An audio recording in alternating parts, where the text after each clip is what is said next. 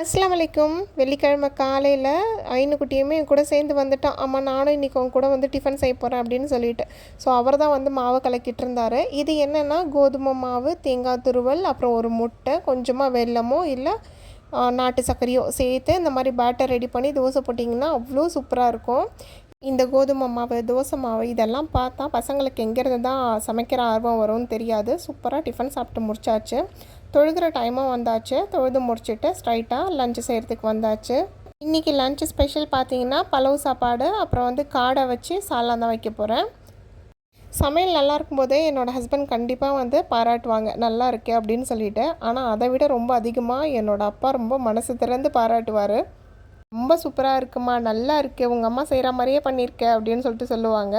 உங்களோட சமையலெல்லாம் யார் இந்த அளவு ரொம்ப மனசு திறந்து பாராட்டுவாங்கன்னு கமெண்ட்டில் சொல்லிட்டு போங்க. சூப்பராக சமைச்சு சாப்பிட்டுட்டு அந்த டே அழகாக முடிஞ்சுது.